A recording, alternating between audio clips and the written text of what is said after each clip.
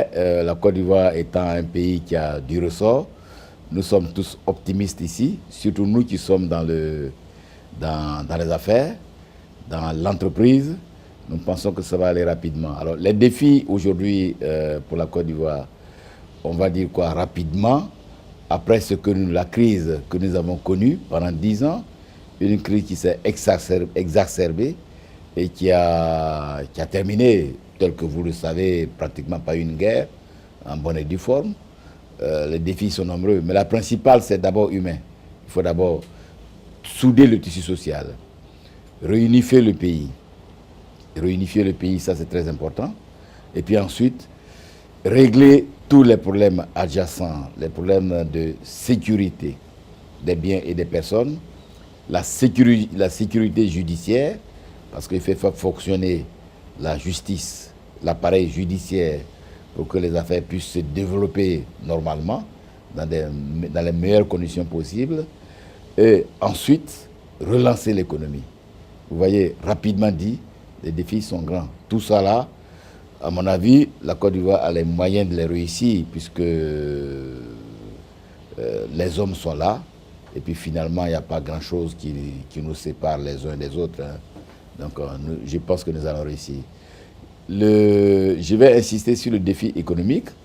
Il faut relancer l'investissement en payant, en remboursant les entreprises, en payant la dette intérieure, de façon à donner les moyens aux entreprises de réinvestir. Et puis surtout, on attend du gouvernement quelques incitations, je dirais même une bonne incitation. Ça peut prendre la forme d'incitation une incitation, on va dire, au niveau des impôts, une incitation fiscale, de façon à ce qu'on reprenne les embauches, de façon à ce qu'on recrée les emplois. Et c'est ainsi seulement, une fois que tout sera réglé, on peut dire que la Côte d'Ivoire est repartie. Mais je ne doute pas que nous avons les moyens pour réussir et que nous allons réussir rapidement. Mais je pense qu'ils ont les moyens parce qu'ils l'ont déjà fait. Le gouvernement l'a déjà fait. Les entreprises aujourd'hui, nous avons bénéficié d'avantages considérables. Déjà sur les patentes, on ne paye que la moitié. Sur l'impôt foncier, on ne paye que la moitié pour l'instant. Et au départ même, les BIC, on a repoussé les délais de paiement. C'est depuis très peu de temps. Au niveau patente, c'est très important. Ça donne un bon bol d'oxygène aux entreprises. Les impôts fonciers également.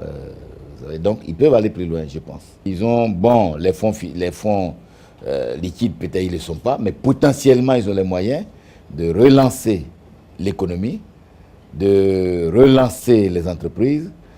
Par une bonne incitation, ça peut, j'ai parlé de fiscal, mais ça peut être autre chose, hein, parce qu'il faut bien embaucher. Voilà.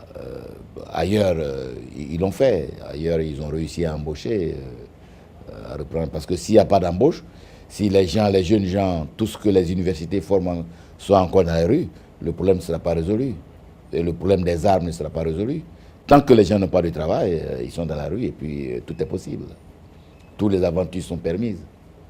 Le principal défi, il faut trouver du travail aux gens, il faut relancer l'économie.